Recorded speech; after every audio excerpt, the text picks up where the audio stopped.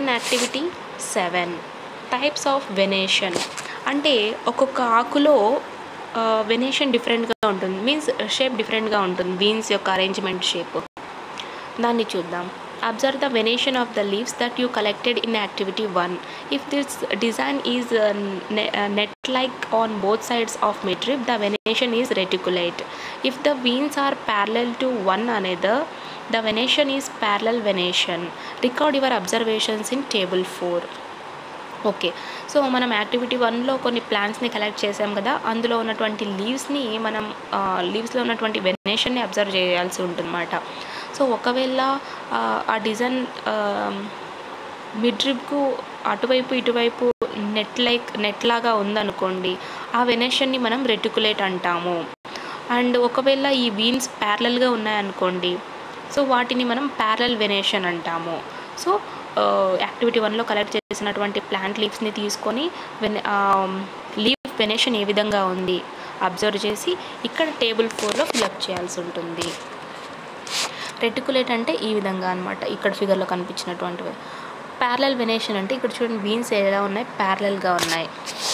So ఆ విధంగా మీరు కలెక్ట్ చేసినటువంటి లీఫ్ నుంచి ఇక్కడ ప్లాంట్ నేము, అదేవిధంగా ఇవి రెటికులేటా ప్యారలలా మీరు ఫిలప్ చేయాల్సి ఉంటుంది. Now compare the results obtained in table 2 with table 4. So ఇప్పుడు మీరు ఈ టేబుల్ 2లో మీకు కొన్ని అబ్జర్వేషన్స్ వచ్చింటాయి కదా, వాటిని మీరు రాసింటారు కదా, వాటిని కంపేర్ చేసుకొని ఇక్కడ ఇచ్చినటువంటి క్వశ్చన్స్కు ఆన్సర్ చేయాల్సి ఉంటుంది. సో ఇవన్నీ క్వశ్చన్స్ దానికి సంబంధించినవే. Then you will see that the plants with taproot system have leaves like web-like or reticulate venation, and plants with fibrous roots have parallel venation. Root సిస్టంలో 2 టైప్స్ ఉంటాయని చెప్పుకున్నాం, tap root system and fibrous root system. Tap root system అనగానే మనం ఏం చెప్పుకున్నాము, tap root system అంటేనే మనం dicot plant అని, అండ్ ఫైబ్రస్ రూట్ సిస్టమ్ అనగానే మోనోకాట్ ప్లాంట్ అని చెప్పుకున్నాం కదా. సో అదేవిధంగా ఇక్కడ ట్యాప్ రూట్ సిస్టమ్కు లీవ్స్ ఏ విధంగా ఉంటాయంటే రెటికులేట్ వెనేషన్ కలిగి ఉంటాయి. ఫైబ్రస్ రూట్స్కి అయితే వీన్స్ లైక్ ప్యారలల్గా ఉంటాయన్నమాట. Now activity 8 stomata observation.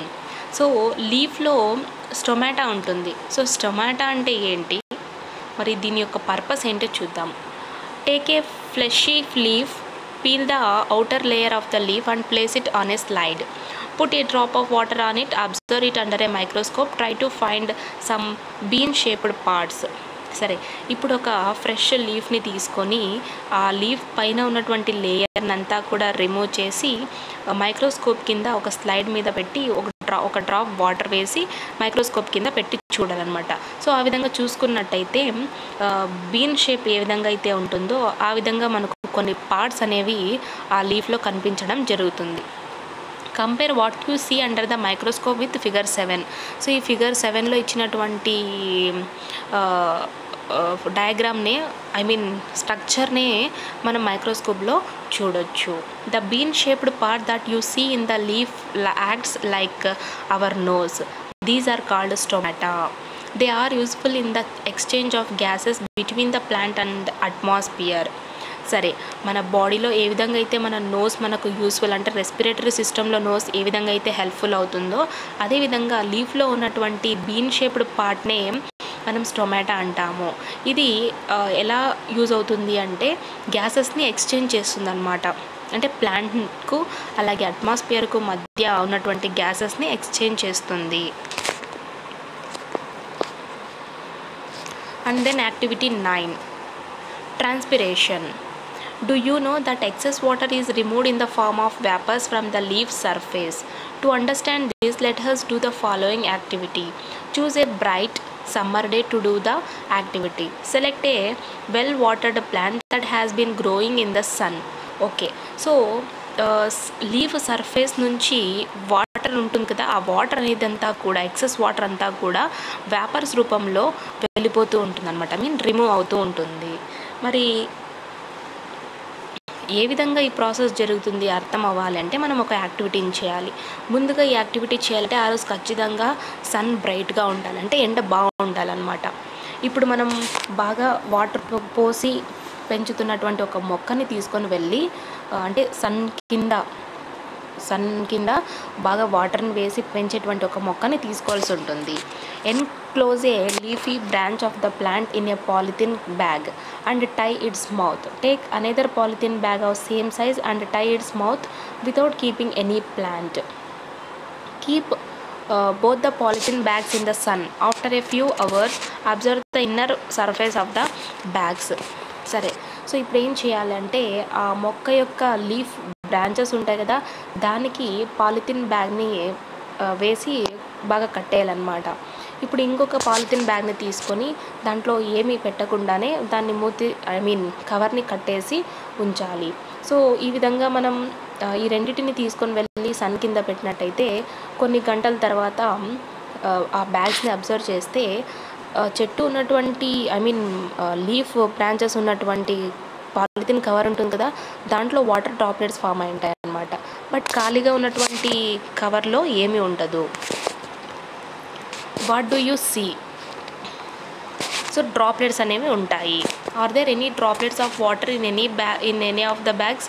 So 2 బ్యాగ్స్లో ఏ దాంట్లో వాటర్ డ్రాప్లెట్స్ ఉంటాయి? ఎగ్జాక్ట్లీ మనం మొక్కకి పాలిథిన్ కవర్ కట్టాం కదా, ఆ బ్యాగ్లో వాటర్ డ్రాప్లెట్స్ ఉంటాయి. Which bag has droplets? Exactly ఇప్పుడు చెప్పాను కదా, అదే. How do you think they are formed there?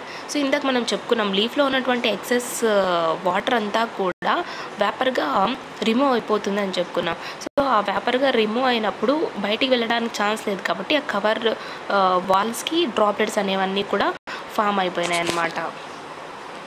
Plant release excess water in their body through stomata and some other parts as well.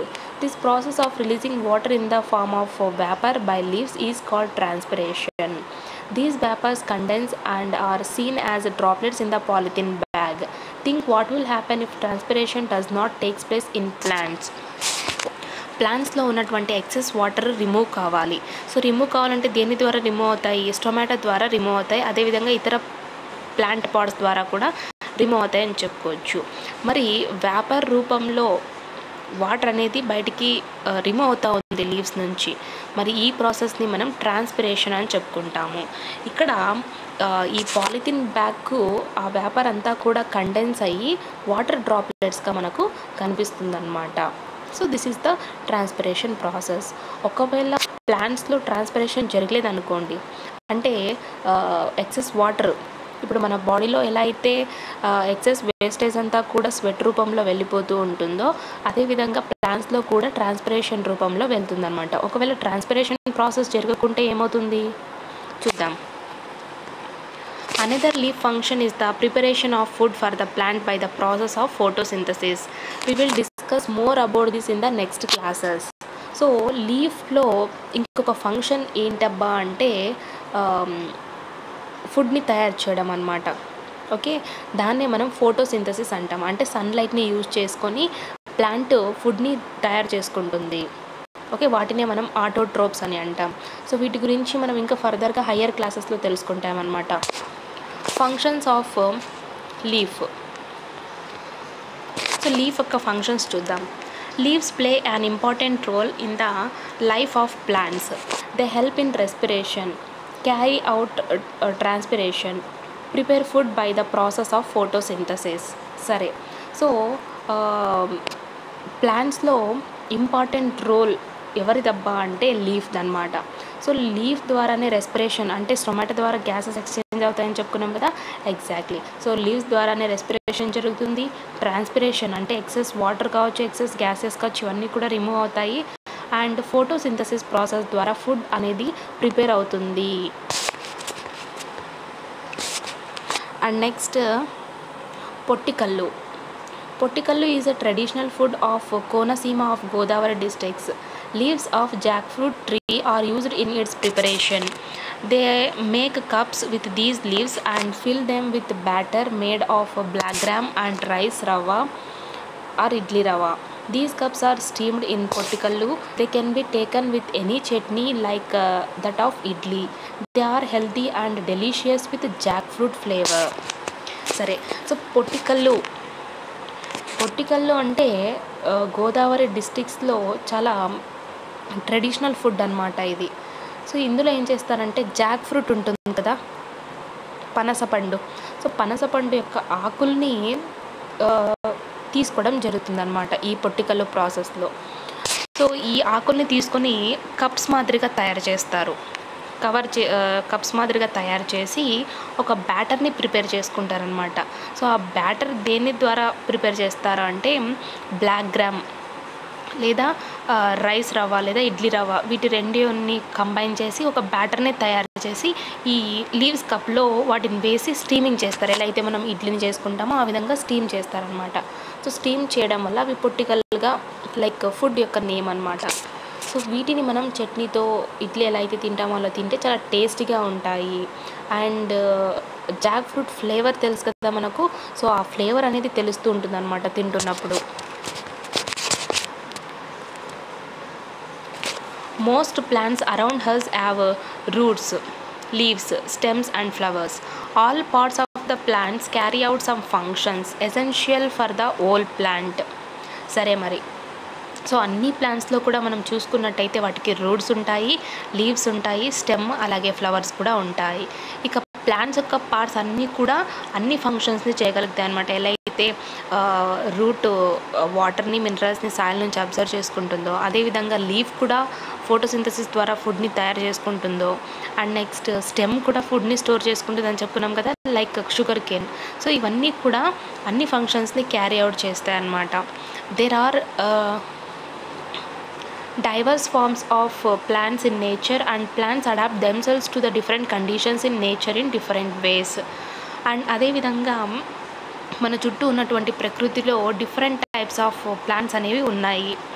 అంటే ఇక్కడ మనం డిఫరెంట్ రీజన్స్లో చూస్తున్నట్టయితే ఒక దగ్గర వేడి ఎక్కువ ఉంటుంది, ఒక దగ్గర లైక్ చెరువులు అట్లాంటివి ఉన్న చోట భూమి అంతా కూడా చాలా చల్లగా వాటర్తో కలిగి ఉంటుంది, న్యూట్రిషియస్ వాల్యూతో కలిగి ఉంటుంది. అండ్ దెన్ కొన్ని చోట్ల చలి ఎక్కువ ఉంటుంది, వర్షాలు ఎక్కువ ఉంటాయి, కొన్ని చోట్ల అసలు వర్షాలు ఉండవు. అంటే ఆయా ప్రాంతంలో ఆ క్లైమేట్ని బేస్ చేసుకొని చెట్లు గ్రో అప్ అవడం జరుగుతాయి అన్నమాట. For example, while stems usually support the plant body, in some plants they adapt and store food. Suppose మనం ఇప్పుడు స్టెమ్ని తీసుకున్నాం అనుకోండి, స్టెమ్ వచ్చేసి టోటల్ ప్లాంట్ బాడీ అంతా కూడా డెవలప్ అవ్వడానికి సపోర్ట్ చేస్తుంది. కొన్ని ప్లాంట్స్లో ఫుడ్ని స్టోర్ చేసుకుంటాయి, అంటే స్టెమ్నే ఫుడ్ని స్టోర్ చేసుకుంటుంది అనమాట. సో ఆ విధంగా The flower is another important part in the plant. The flower has colorful parts called petals. They attract insects for pollination and produce fruits. We grow plants for colorful flowers which give beauty to nature. We will learn more about flowers in the next classes. మరి ప్లాంట్స్లో ఇన్ని parts చెప్పుకున్నాం, roots అయిపోయినాయి, stem అయిపోయింది, leaf అయిపోయింది, and next flowers అనమాట. So flowers కూడా important part అని చెప్పుకోవచ్చు. ఈ ఫ్లవర్స్కు డిఫరెంట్ పార్ట్స్ ఉంటాయి, వాటినే మనం పెటల్స్ అంటాము. ఓకే, అండ్ ఇక్కడ ఫ్లవర్స్లో ఏం జరుగుతుందంటే ఫ్లవర్స్ వచ్చేసి ఇన్సెక్ట్స్ని అట్రాక్ట్ చేస్తాయి అన్నమాట. సో ఇన్సెక్ట్స్ వచ్చేసి పాలినేషన్ ప్రాసెస్కు హెల్ప్ అవుతాయి. పాలినేషన్ తర్వాత ఫ్రూట్స్ ప్రొడ్యూస్ అవుతాయి అన్నమాట.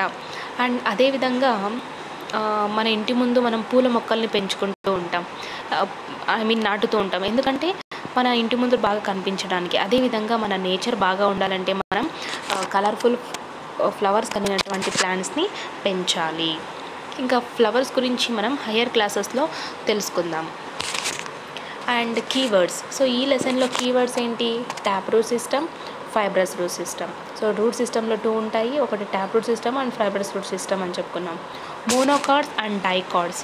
సో ట్యాప్ రూట్ సిస్టంలో అన్నీ కూడా డైకార్డ్స్ ఉంటాయి, ఫైబ్రస్ రూట్ సిస్టంలో వచ్చేసి మోనోకార్డ్స్ ఉంటాయి. Then terminal bud, axillary bud, leaf, petiole, lamina, reticulate venation, parallel venation, stomata, respiration, photosynthesis. So ఇవన్నీ కూడా ఈ చాప్టర్కి సంబంధించినటువంటి కీవర్డ్స్ అన్నమాట. వాట్ వీ హ్యావ్ లర్న్డ్, మరి ఈ లెసన్లో మనం ఏం తెలుసుకున్నాము? The important parts of a plant are root, stem and leaves. So plant యొక్క పార్ట్స్లో ఇంపార్టెంట్ ఏంటి అంటే root, stem, leaf. Taproot system and fibrous root system are two types of root system seen in plants. So మొక్కల్లో మనం ఎన్ని రకాల root system ఉంటాయని చెప్పుకున్నాం, రెండు రకాల రూట్ సిస్టమ్ ఉంటాయని చెప్పుకున్నాం. ఒకటేమో ట్యాప్ రూట్, ఇంకోటేమో fibrous route. Then dicot plants have taproot system, whereas monocot plants have fibrous root system. So taproot system కలిగినటువంటి వాటికి డైకాట్స్ ఉంటాయి అండ్ మోనోకాట్స్ వచ్చేసి ఫైబ్రస్ రూట్స్ కలిగి ఉంటాయి. Roots help to fix the plant to the soil, observe water and minerals. So roots ఉంటాయని చెప్పుకున్నాం కదా, ఈ రూట్స్ ఏం చేస్తుంది అంటే సాయిల్కు ప్లాంట్ అంతా కూడా ఫిక్స్ అయ్యేలా చేస్తుంది అనమాట. అదేవిధంగా సాయిల్లో ఉన్నటువంటి వాటర్ మినరల్స్ అంతా కూడా అబ్జర్వ్ చేసుకుంటుంది. The stem bears branches, leaves, flowers and fruits.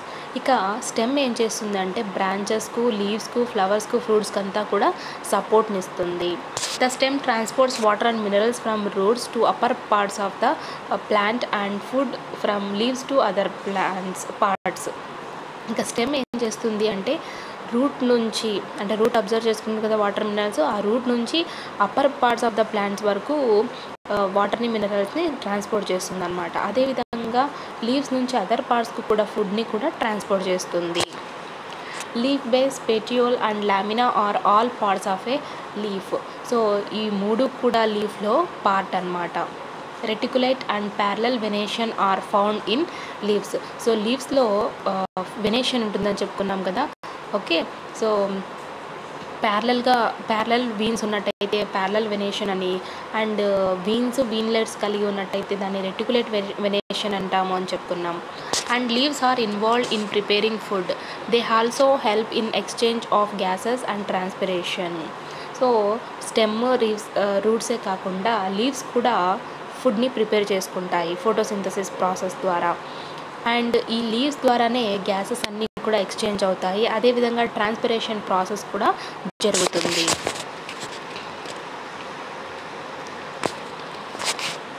Improve your learning. ఈ చాప్టర్లో మనం ఏం తెలుసుకున్నాము? Then tap root system is present in dash plants. So ఎటువంటి ప్లాంట్స్లో ట్యాప్ రూట్ సిస్టమ్ ఉంటుంది? Dicot. And the bird at the tip of the stem is known as. So స్టెమ్కు bird అనేది ఉంటుంది కదా, దాన్ని మనం ఏమంటామని చెప్పుకున్నాము? Leaf base. Then part of the leaf that helps in exchange of gases.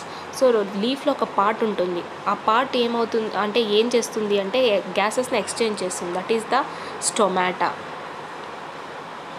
And primary organs of photosynthesis are.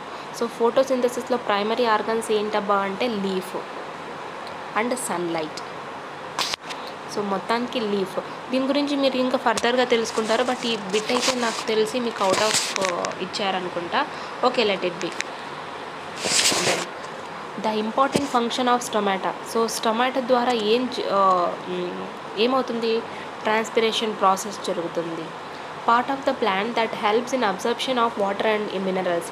So water అలాగే మినరల్స్ని అబ్జర్వ్ చేసుకోవడానికి ఏ పార్ట్ అంటే రూట్ పార్ట్ అనమాట. Then part of the stem from where leaves arise is called. So ఎక్కడైతే స్టెమ్కి leaf వస్తాయో దాన్ని ఏమంటామని చెప్పుకున్నాం? Node. Okay, so these are the bits in this lesson. So next వీడియోలో నెక్స్ట్ లెసన్ నేను ఎక్స్ప్లెయిన్ చేస్తాను. ఒకవేళ మీకు ఏమైనా డౌట్స్ ఉన్నట్టయితే లేదా కన్ఫ్యూజన్ అయితే కామెంట్ చేయండి, అక్కడ నేను మీకు రిప్లై ఇస్తాను షూర్గా. Okay, thank you. అండ్ ఈ ఛానల్ని సబ్స్క్రైబ్ చేసుకోండి. మీకు ఏ లెసన్ కావాలన్నా కూడా నేను ఎక్స్ప్లెయిన్ చేస్తాను. జస్ట్ మీరు కామెంట్ చేయండి మాకు ఈ లెసన్.